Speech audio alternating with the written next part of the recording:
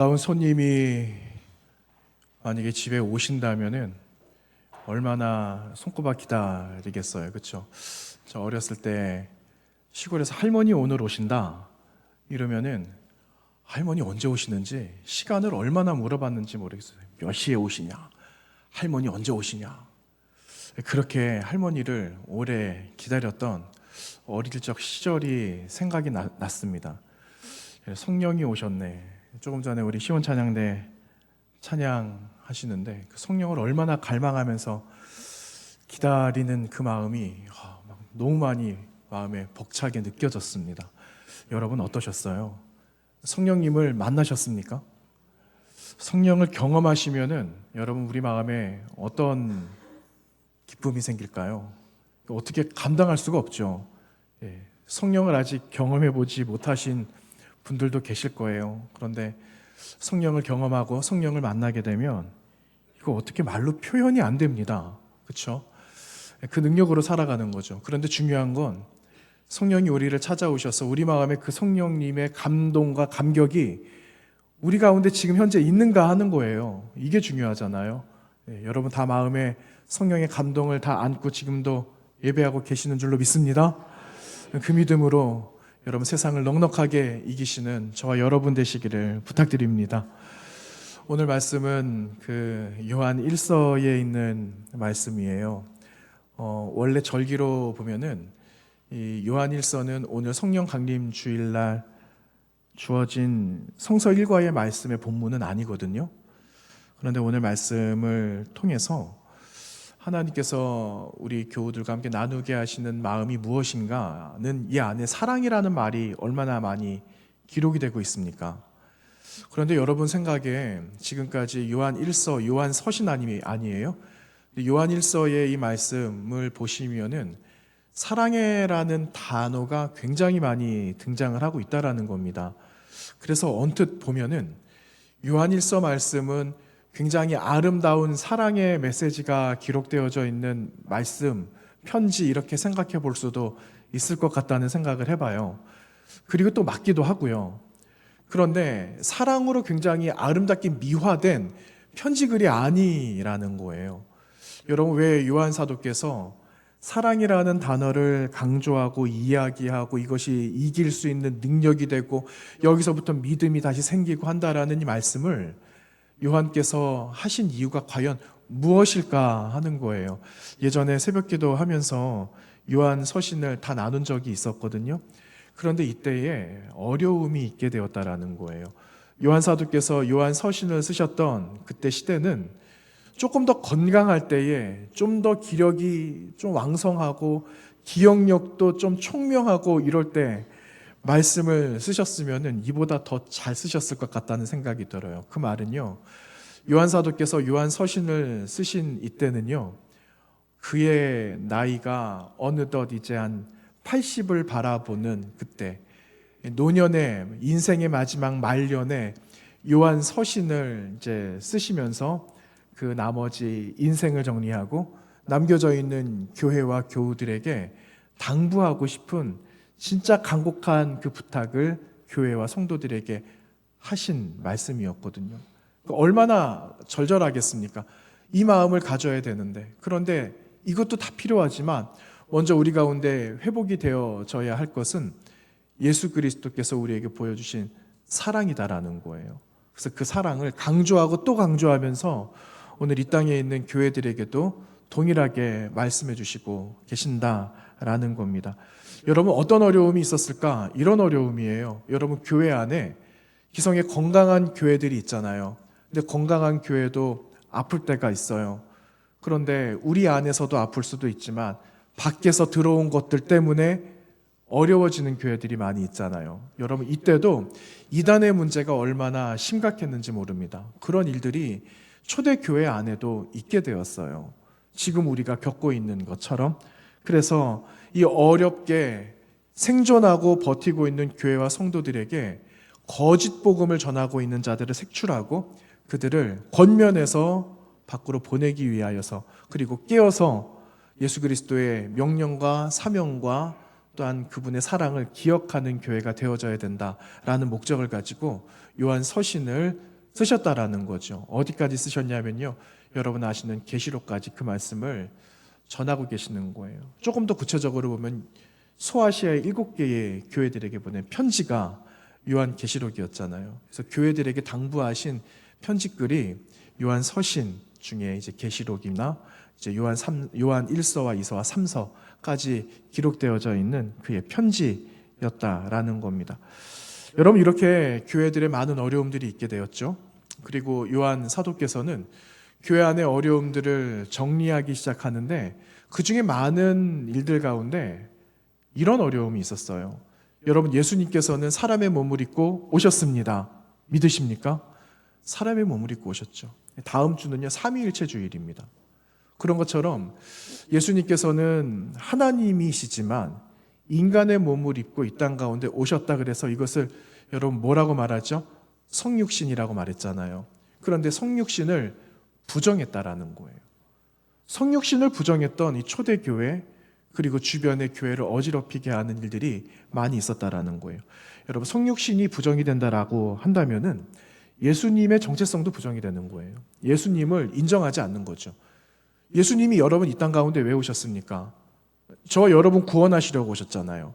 하나님께서 계획하신 구원 계획이 주님 오셔서 하신 공생의 3년 동안의 일들은 다 거짓이다라고 이야기를 하는 겁니다. 아무런 관계가 없다라는 거죠. 그래서 이러한 영향력들, 안 좋은 영향력들, 부정적인 영향력들을 제거하고 예수 그리스도가 메시아 되시고 그분이 하나님 되심을 분명하게 고백하는 고백교회로 남기 위해서 바로 이 사랑이 되어져야 합니다 라는 그러한 말씀을 오늘 우리에게 전해주고 있는 것입니다.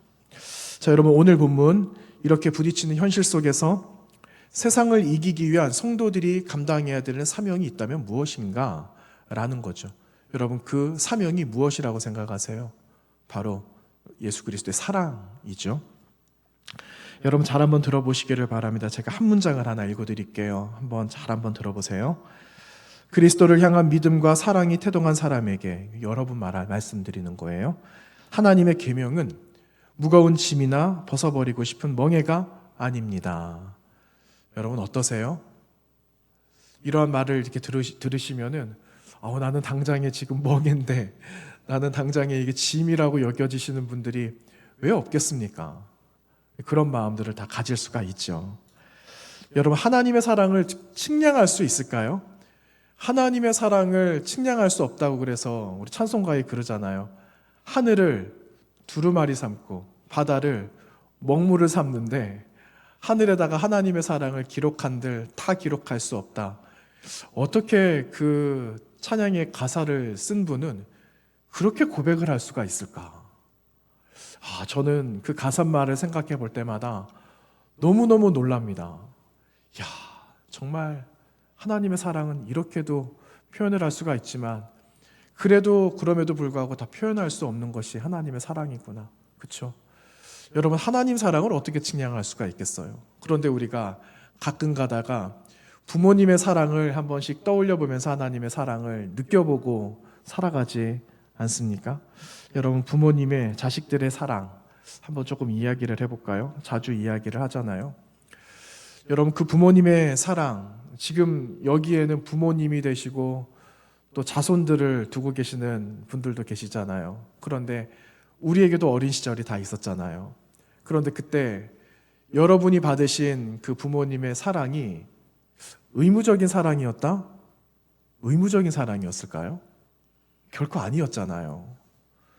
그러면은 반대로 자식들이 부모님을 향한 그 사랑도 내가 이 정도 사랑을 받았으니까 나도 그냥 할 뿐이다 라고 자녀들이 그렇게 이야기를 합니까? 그것도 아니잖아요. 그것도 이례적인 사랑이 아니고 그냥 지나가는 그런 사랑, 의무적인 사랑이 아니잖아요. 오히려 그 사랑의 폭은 인간도 함께 나누는 그 사랑의 폭도 너무너무 넓고 너무너무 대단하다라는 겁니다. 여러분, 그 사랑이 어디까지 이어지고 있는가? 윗대부터 해서 여러분 자손들로 해서 지금 우리 손주들까지 계속해서 이어지고 있는 그런 사랑 아니에요? 그런데 그 사랑이 과연 어디서부터 왔을까라는 거예요. 여러분, 그 사랑이 어디서 왔을까요? 우리는 한 가지 분명하게 말씀할 수 있는 게 있죠. 고백할 수 있는 게 있죠.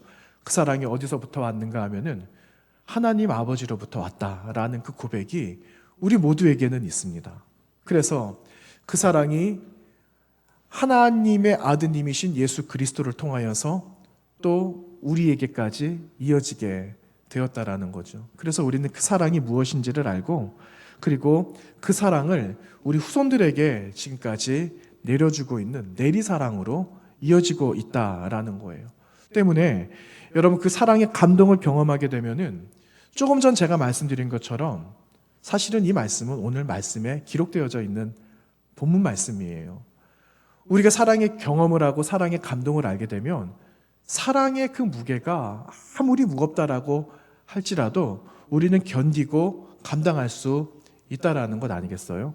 여러분, 이것이 사랑이 가진 능력이며 신비다라는 겁니다. 그래서 우리는 이것으로 세상을 이겨낼 수 있는 겁니다. 여러분 안에 계시는 하나님의 성령을 통하여 주신 그리스도 예수의 사랑이 세상을 이겨낼 수 있는 강력한 무기가 되고 능력이 되시기를 축복합니다. 여러분, 종교개혁자들이 많이 있었잖아요. 종교개혁자들 가운데 여러분 아시는 분 이름이 어떤 분들이 계십니까? 루터라는 분 들어보셨죠? 루터. 쯔빙글리라는 분도 들어보셨어요? 쯔빙글리. 존 낙스라는 분도 들어보셨습니까? 여러분, 칼빈이라는 분은 또 들어보셨어요? 많이 들어보셨죠? 그분에 관한 일화 하나가 있어요. 그분이 그 루터, 우리는 그냥 루터도 종교개혁자, 칼빈도 루터 그 종교개혁자, 이러니까 그냥 동시대에 같이 있었던 사람이다라고 생각할 수도 있어요. 그런데 한 25년 늦는 사람이 이 칼빈이라는 사람이에요. 25년 늦게 태어나게 되거든요. 근데 그 사람도 회심을 해서 예수 그리스도를 믿게 됩니다. 그의 나이 23살에 회심을 해서 예수 그리스도를 믿고 복음을 전하는 그런 사람으로 살게 되는데, 종교개혁 그 큰 운동을 일으키기 위해서 스위스 제네바에서 그 종교개혁 운동을 하게 됩니다. 그런데 제네바 시로부터 추방을 당하게 돼요. 그 내용은 뭐 다른 여러 가지 이유들이 있겠죠. 그런데 어쨌든 나가라 이렇게 된 거예요. 그래서 그가 추방을 당하게 되고, 그로부터 3년이 지나게 되는데 다시 제네바로부터 다시 귀환해라, 다시 와서 이 복음을 증거해달라라는 그러한 그 부탁을 받게 됩니다. 여러분, 3년 전에 추방을 당했어요. 그런데 다시 오라고 요청을 한 겁니다. 자, 여러분이 추방을 당하신 분이라고 생각해 보세요. 추방당할 때 얼마나 기분이 안 좋겠어요. 내가 다시는 돌아오지 않으리 이러면서 다시는 안 간다, 이런 마음이 우리 마음에 있지 않겠어요? 3년이 지나서 다시 불러주었는데 여러분, 돌아가시겠습니까? 돌아가실 분도 계실 거예요. 그런데 저 같으면 안 갈 것 같아요. 아니, 내쫓을 때는 언제고 다시 부르는 거는 무슨 뭐야, 이렇게 생각하지 않겠어요? 그런데 이 칼빈의 마음도 동일한 마음이었다라고 합니다. 내가 그 십자가를 지느니 내가 차라리 죽어버리겠다, 이렇게 이야기를 했답니다. 그런데 부르심 아니에요. 여기에도 하나님께서 뜻하신 바가 있으실 거다라는 생각을 하고 그가 이런 고백을 합니다. 내가 나에게 속한 사람이 아니다 라는 것을 깨닫게 되면서 마치 희생제물을 하나님께 드리는 것처럼 내 안에 있는 심장을 내가 하나님께 드리겠습니다, 이런 고백을 했다라고 합니다. 이런 고백을 남기면서 그의 이제 모토 같은 말을 하나 남기죠. 이런 말을 합니다. 나의 심장을 주님께 드립니다, 즉시 그리고 신실하게. 이런 말을 남겼어요. 나의 심장을 주님께 드립니다, 즉시 그리고 신실하게. 굉장히 도전이 되고 굉장히 멋진 말 아닙니까? 여러분 다 같이 한번 해볼까요? 나의 심장을 주님께 드립니다, 나의 심장을 주님께 드립니다, 즉시 그리고 신실하게. 즉시 그리고 신실하게. 여러분, 큰일 났습니다 이제. 우리의 심장을 하나님께 드릴 만큼 우리는 즉시로 신실하게 하나님 나라의 거룩한 일꾼이 되어져야 합니다. 그렇죠? 왜 아멘 안 하세요? 그러면서 여러분, 이 칼빈이라는 종교개혁자가 이 자신의 모토, 이 신념을 잊지 않기 위해서 이 심장의 그림을 하나 새겼답니다. 어디다가 새겼을까요? 심장에다 새겼을까요? 어디다 새겼을까요? 눈에 잘 띄게 어디다가 새겼을까요? 옷자락에다가 새겼어요. 자, 또 한번 물어볼까요? 여러분, 옷자락 어디다가 새겼을까요? 네?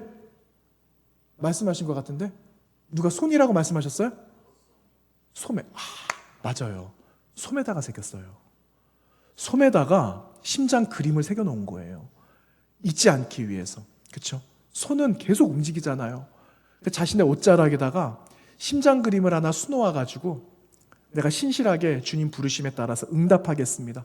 내가 한평생 남은 삶을 주님 나라를 위해서 살겠습니다라는 그런 다짐을 잊지 않기 위해서 소매자락에다가 여러분 심장을 새겨놓고 그것을 늘 보고 잊지 않았다라고 이야기합니다. 여러분, 한 사람이 변화되었어요. 그러고 보면 저와 여러분도 다 변화된 것 아니겠어요? 근데 여러분, 변화된 이 온전한 그리스도인이 되어가는 과정 속에 우리가 있는데, 이렇게 되어가고 있는 힘이 어디서 왔는가, 원동력이 무엇인가 라는 겁니다. 그것은 그리스도 예수의 희생, 그분의 사랑을 깨닫는 그 자리에서부터 시작이 된다라는 거예요. 그래서 여러분, 우리 십자가 자리를 기억하고 있잖아요.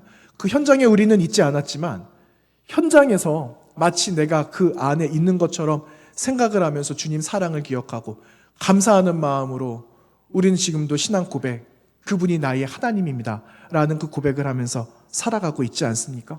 그래서 여러분, 그 사랑의 고백이 지금 현재도 유효한가, 내일이 되어도 그 사랑의 고백은 변함이 없는가, 이것을 우리에게 매일 순간마다 확인하면서 살아가야 합니다라는 것을 요한 사도께서 우리에게 부탁을 하시고, 그 고백이 있을 때에 우리는 교회를 지키고 성도됨을 지킬 수 있습니다라는 것을 우리에게 말씀하고 있는 거예요.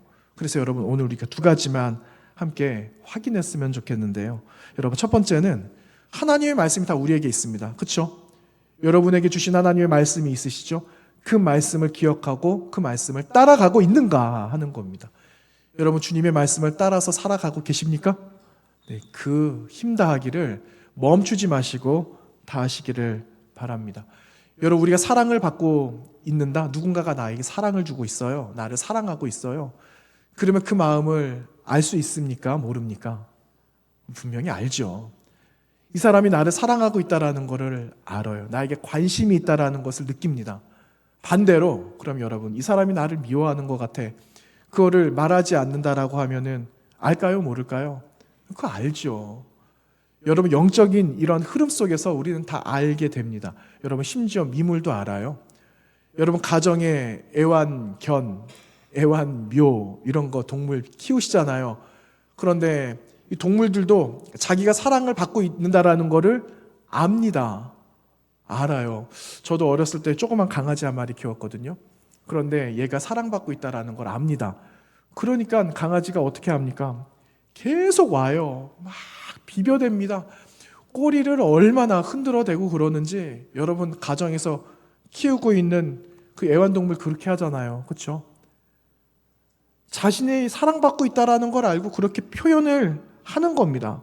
그런데 여러분, 하물며 우리는 누굽니까? 하나님께서 여러분을 위해서, 나를 위해 희생하시고 죽어주셨는데, 우리를 구원해 주셨는데, 그 구원해 주신 그 원동력이 우리를 사랑해 주셔서 그렇게 된 거 아니에요?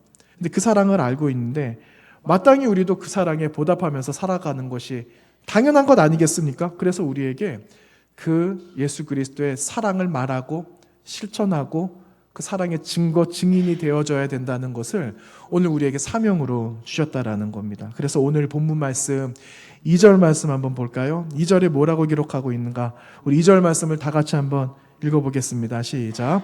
우리가 하나님을 사랑하고 그의 계명을 지킬 때에 이로써 우리가 하나님의 자녀를 사랑하는 줄 아느니라. 아멘. 이 사람이 하나님의 사람을 사랑하고 있는 걸 어떻게 한다고요? 하나님의 말씀을 지키는가? 그것을 보면 된다. 2절 말씀에 기록하고 있어요. 성경에 자주 등장하는 여러 가지 이야기 가운데 영생 문제, 어떻게 하면 내가 완전한 구원을 받을 수 있을까? 그 질문을 가지고 왔던 한 부자 청년이 하나 있었잖아요. 제가요, 계명 다 지켰어요. 율법 613가지의 계명 다 지켰습니다. 완벽합니다 라고 말을 합니다. 그런데 주님께서 말씀하시잖아요. 완전한 구원, 완전한 영생을 얻으려면은 너 가지고 있는 거 내어놓아야 되는 너 그거 할 수 있겠어? 라고 주님 물어보셨을 때 이 부자 청년이 어떻게 했습니까? 뭐라고 대답했죠? 할 수 있어요 라고 말했어요? 못하겠어요 라고 말했어요? 뭐라고 했죠? 그냥 갔어요. 맞습니다. 이렇게 제가 말씀드리면은 다르게 대답하시는 분들이 계시더라고요. 근데 우리 성도님들은 정확하게 알고 계십니다. 근심하면서 그가 돌아갔다. 근심하면서 돌아갔어요. 여러분, 그에게 근심이 무엇일까요? 재물이 근심이에요. 재물이 많아도 근심, 재물이 없어져도 근심, 재물 자체가 근심이에요. 그래서 그는 주님이 말씀하시는 그 밑에 깔아놓으신 그 진짜 온전한 사랑을 이해하지 못하고 돌아가게 된 거죠. 여러분, 가장 큰 계명이 뭐죠? 가장 큰 계명이 뭐예요? 613가지의 율법을 다 지키면 대단한 걸까요? 대단하죠. 한두 가지도 아니고 600가지가 넘는 계명을 지킨다라는 게 얼마나 대단한 일입니까? 그런데 613가지의 율법의 정신이 되는 게 있잖아요. 어떤 거죠? 두 가지가 있죠. 하나님과 이웃을 사랑하는 거예요. 하나님 사랑과 이웃 사랑이 그게 기초가 되지 않으면 한 가지도 지킬 수가 없는 거예요. 그런데 여러분, 성경은요, 이와 같은 이야기만 말씀하시는 것이 아니라 전혀 반대되는 이야기도 우리에게 들려주시고 계십니다. 여러분, 성령을 기다려라 말씀하셨어요. 성령 받기 전의 사람들과 성령 받은 후의 사람은 너무나 달랐잖아요. 그 말씀이 사도행전 2장에 기록되고 있는데, 초대교회 안에 있었던 역사, 여러분 아시듯이 성령 받은 사람들이 자신의 것을 다 내어놓기 시작합니다. 그리고 날마다 마음을 같이 해서 어디에 모이기를 힘썼습니까? 성전 모이기에 힘써서 그들이 한 것은 기도하면서 함께 순전한 마음으로 섬겼다라고 성경은 기록하고 있어요. 사도행전 2장 말씀에. 여러분, 이 두 가지의, 이 두 사연의 결정적인 차이가 어디에 있을까요? 여러분, 이 두 사연의 결정적인 차이는요, 말씀이 내 안에서 살아서 역사되고 있는가예요. 말씀이 역사되고 있느냐는 거죠. 여러분, 이것은요, 내 안에 성령이 존재하고 계시는가 하는 거예요. 성령이 우리 안에 계시고 우리 안에 역사를 일으키시면 사람으로서 감당할 수 없는 일도 할 수 있다라는 거예요. 내 능력이 아니니까. 하나님의 능력으로 감당하니까. 하나님께서 우리에게 말씀하시는 것 이상, 우리는 내 능력 이상으로 할 수 있게 된다라는 거예요. 여러분, 사랑이 무엇일까요? 사랑을 정의하면 유행가 가사처럼 눈물의 씨앗이다. 그게 아니죠. 여러분, 사랑은요, 신념이 아닙니다. 사랑은 듣기 좋은 말이 아니에요. 사랑은 무엇이냐 하는 겁니다. 사랑은요, 실제 우리가 매일매일 행해야 하는 사명 있는 삶이 바로 사랑이에요. 여러분, 사랑하는 사람만 사랑하는 것이 사랑일까요, 그러면? 사랑하는 사람만 사랑하는 것은 쉬워요. 그런데 진짜 사랑은요, 쉬운 게 아닙니다. 어려워요. 희생을 하려면 희생을 해야 되니까. 사랑을 하려면 희생을 해야 되기 때문에, 내가 나를 포기해야 되기 때문에, 내가 헌신되어져야 되기 때문에 사랑은 사실은 어려운 겁니다. 여러분, 사랑하지 않아도 사랑해야 될까요? 안 해야 될까요? 사랑하지 않아도 사랑해야 됩니다. 그리고 사랑해야 되기 때문에 사랑하는 것이 진짜 사랑입니다. 그렇죠? 여러분, 그 사랑을 잘 감당하시고 계세요? 이제부터 잘 감당하게 되시기를 부탁드립니다. 잘 하시기를 바랍니다. 응원하겠습니다. 응원하고 뒤에서 기도로 여러분 힘껏 밀어드리겠습니다. 잘 감당하실 줄 믿습니다. 여러분, 1대1 우리가 지금 하고 있거든요. 1대1을 하고 있는데 벌써 이제 돌아오는 주일이면은, 또 돌아오는 주간이면은 이제 10번째 모임이에요. 근데 그 10번째 모임을 하는데 참 힘들더라고요. 아직도 6번이 남았어요. 16주를 이제 모이는 건데, 저희가 이제 16주 과정 속에 어느 정도 시간이 지나면은 이제 개인적으로 큐티하는 시간들을 가져야 됩니다. 말씀을 묵상을 하고 매일매일 주시는 말씀을 따라서 삶의 다짐들을 하게 되는 거죠. 어제 말씀, 오늘 말씀, 내일 말씀이 또 다른 거예요. 살아가는 삶의 내용도 어제, 오늘, 내일이 또 다른 거죠. 그런데 그때 저희들이 함께 모여서 이제 큐티 하셨어요? 큐티 이제 점검을 하면서 큐티했던 내용들, 말씀 묵상했던 내용들을 함께 우리 10분 동반자 교육하고 계시는 분들하고 나누었어요. 다 나누지는 못했고 시간상. 근데 이제 나누는 것 가운데 이런 나눔을 해주신 분이 계셨습니다. 우리가 사랑을 해야 되는데 100% 온전하게 사랑이 잘 안 된다라는 거죠. 그렇죠. 저도 모든 사람을 다 사랑할 수는 없잖아요. 미워하는 마음도 있겠죠. 그런데 하나님이 주시는 마음은 그 영혼을 위해서 함께 기도하게 하시는 마음을 주시더라. 그래서 그 영혼을 위해서 기도해야 되겠다 하는 그러한 말씀 묵상의 내용들을 나누어 주신 분이 계셨어요. 참 그게 공감이 됐습니다. 여러분, 우리가 사랑합시다, 사랑해야 돼요 하면은 그게 부담이 되고 잘 하기가 힘듭니다. 그런데 하나님께서 우리에게 그 영혼을 위해서 기도해라 하시면 여러분 기도하시겠습니까? 안 하시겠습니까? 우리는요, 실제로 사랑해라 하면은 그건 좀 어려운데 좀 상대적으로 기도합시다 하면은 기도하게 됩니다. 그런데 그 기도가 변하게 되죠. 처음에는 하나님 저 그 기도 하고 싶지 않아요 라고도 말을 합니다. 아니 그 왜 저한테 그렇게 말씀하세요?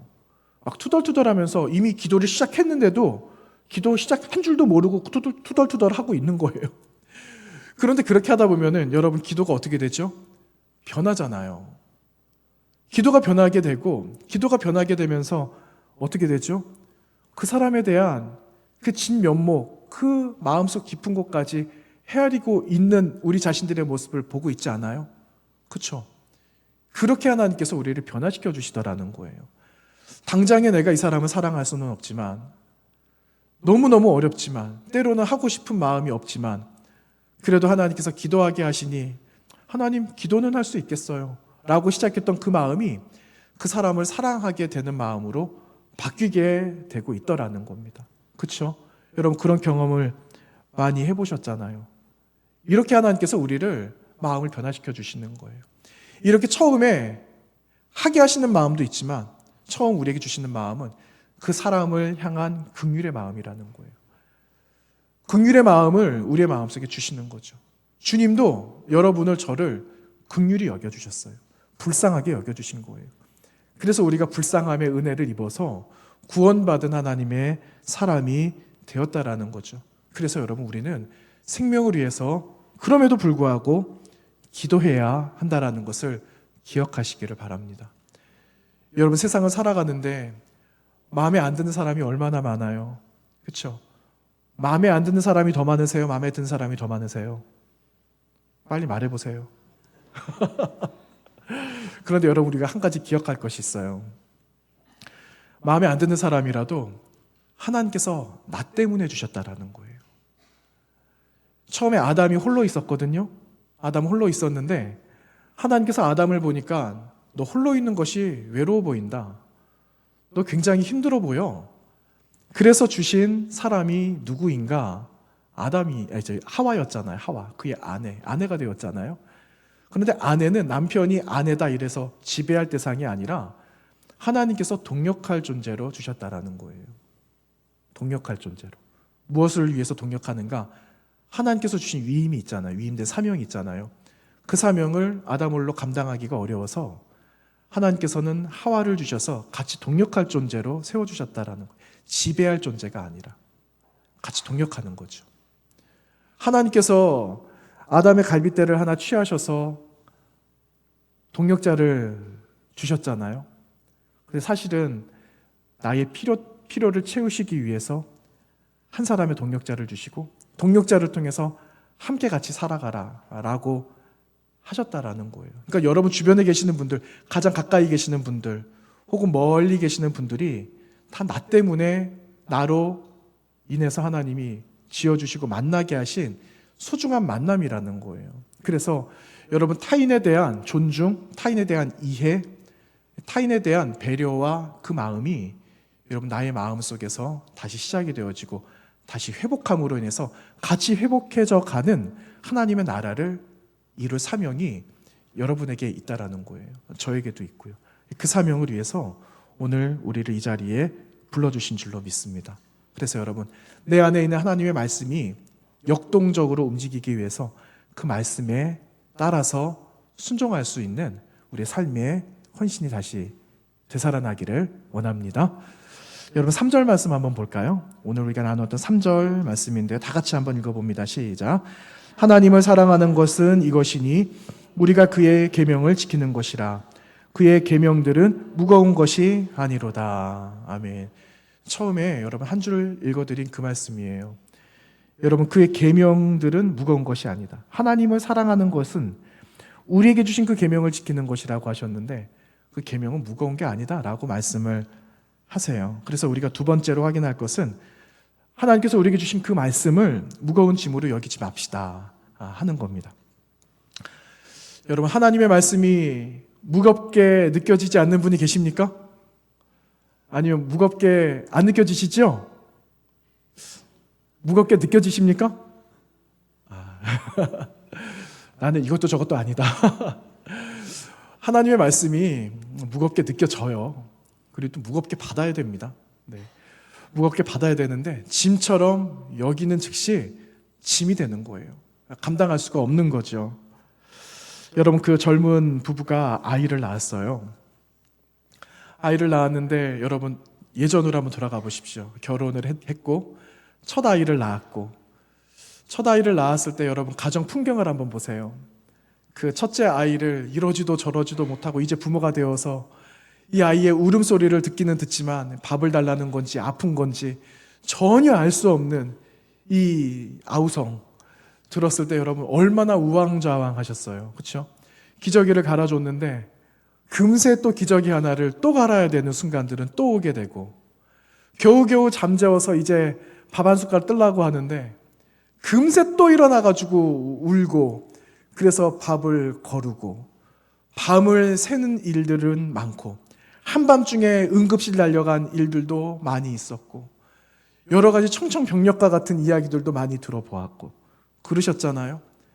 어디 외출이라고 한답시고 머리가 물어 들어가고 머리에는 온갖 이제 거품투성인데 애기 잠깐 있어라 이랬는데 그 애기가 또 깨가지고 막 울면은 수건으로 그냥 거품투성이인 머리 닦고 또 들어가서 애기 또 안아서 젖 먹여야 되고 이런 적이 여러분 얼마나 많았어요.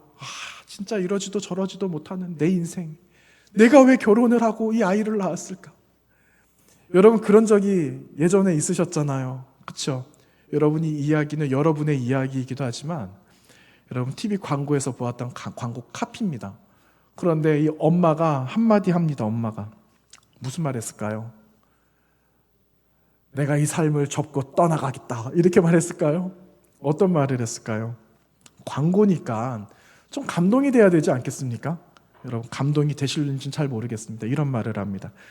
그러나 이토록 고단한 수고를 요구하는 하루하루의 삶도 둘보다 셋이 낫다 이렇게 말을 합니다. 둘보다 셋이 낫다. 그러세요? 둘보다 셋이 낫고 셋보다 넷이 낫고 그러다 보니까는 우리 가족 12사람 그렇게 말씀하시는 분들도 계시지 않겠습니까? 여러분 이 마음의 울림으로 하는 이런 마음의 고백들이 참 울림이 되잖아요. 그리고 돌아보면은 야 이만큼 와서 감사하는 마음도 있고 그래서 잘 자라준 것도 고맙고 야 이렇게 하나 되게 한 거는 역시 사랑이었구나 이렇게 또 생각해 볼 수 있지 않겠습니까? 아이가 있기 때문에 부모가 되는 거예요. 그렇죠? 아이가 어떻게 힘들게 하더라도 아이가 있어서 부모가 되는 것 아니겠습니까? 그리고 부모는 부모된 그 마음을 아이 때문에 느껴보는 것 아니겠어요? 서로 주고받는 여러 가지 보이지 않는 끈들이 있어서 가정이 되고 가족이 되는 것 아니겠습니까? 어느 것으로도 대처할 수가 없어요. 어느 것으로도 가정을 만들 수 없고 가족을 만들 수가 없는 겁니다. 이런 관계가 있지 않으면. 여러분 누군가가 짐처럼 여겨지고 미울 만큼 용납되지 않는 사람이 왜 없어요? 있죠. 그런데 비록 그 말씀이 때로는 무겁고 버거운 짐처럼 여겨져도 그 짐이 나에게 유익이 된다는 거 여러분 기억하셔야 됩니다. 주님이 왜 이렇게 말씀하셨을까요? 유익이 되니까. 반드시 우리에게 주시는 교훈이 있으니까. 우리에게 주시는 하나님이 주시는 말씀이 그 안에 있으니까, 복이 있으니까, 은혜가 되니까 우리에게 이 말씀 잊지 말고 기억하라고 우리에게 부탁하고 계시는 겁니다. 여러분 세상에 가벼운 짐은 없어요. 짐은요 가볍지 않아요. 짐은 짐이에요. 그래서 짐이기 때문에 무거운 거예요. 그런데 그 짐을 어떻게 짊어질까 하는 거죠. 여러분 어떻게 짊어지겠습니까? 쌀 한 20kg 한 번씩 가지고 올라갈 때 있거든요. 쌀 사와야 돼서. 그러면은 이렇게 드는 거하고요, 어깨에 짊어진 거하고는 천지 차이예요. 끌어안고 가면은요, 이게 너무너무 힘들어요. 그런데 어깨에다가 탁 올리면은요, 끌어안지 않아도 잠깐 손 이렇게 올려도요, 때로는 손 내려놔도요, 얼마든지 짊어질 수 있어요. 그렇죠? 어떻게 내가 짐은 짊어지겠느냐 하는 겁니다. 여러분, 우리의 힘으로 짊어지면 힘듭니다. 그래서 누가 오셨다고요? 성령이 오신 거예요. 성령이 오셔서 여러분의 그 무거운 짐을 대신 짊어질 수 있는 노하우를 알려주시고, 때로는 그 짐을 대신 짊어주시기 위해서 성령이 오신 줄로 믿습니다. 그분이 오신 거예요. 여러분, 성령을 소멸하지 말라고 하시잖아요. 왜 소멸하지 말라고 할까요? 그분이 능력이니까. 그분이 우리의 삶을 살아가는 삶의 방향과 이정표가 되고 나침판이 되기 때문에 그분이 우리에 찾아오신 겁니다. 그래서 성령을 소멸하면 안 되는 거예요. 여러분, 우리 안에 있는 성령, 처음 만나셨던 그분, 내 마음에 좀 소원해지고 그분이 희미하다라면 다시 성령님을 초청하시기를 바랍니다. 성령을 초청하시고 성령의 능력으로 살아가시고 성령의 능력으로 세상을 이겨내시기를 바랍니다. 여러분, 세상 사람들은요, 세상의 물질로 세상을 다스립니다. 내 육신의 외모를 가지고 세상을 다스립니다. 그리고 그것으로 쾌락으로 삼지만 우리는 세상으로 능력 삼지 않습니다. 우리가 세상을 이기기 위하여 능력 삼고 있는 것은 성령의 능력인 줄로 믿습니다. 그래서 그 능력을 가지시고 다시 우리 몸과 마음과 영혼이 회복되어짐으로 인하여서 주님으로 향하여 한 걸음 더 나아가고 기뻐하며 모든 삶의 완성을 이루시는 성령 안에서 함께 살아가시는 저 여러분의 삶이 되시기를 주님의 이름으로 부탁드립니다. 기도하겠습니다. 하나님 감사합니다. 우리로 하여금 사랑으로의 자리에 초대해 주시고 우리를 불러주셔서 다시 회복시켜 주셔서 그것이 세상을 이겨나갈 능력이고 힘이 됨을 말씀해 주셔서 감사합니다. 어지럽고 어려운 환경 세상을 살아가지만 우리 안에 있는 성령의 놀라운 역사로 인하여서 사랑이 회복되어지고 능력이 회복됨으로 인하여 하나님과 함께 더불어 살아가는 능력 있는 성도로 이번 한 주간 살게 하여 주시옵소서. 예수님 거룩하신 이름으로 기도하옵나이다. 아멘.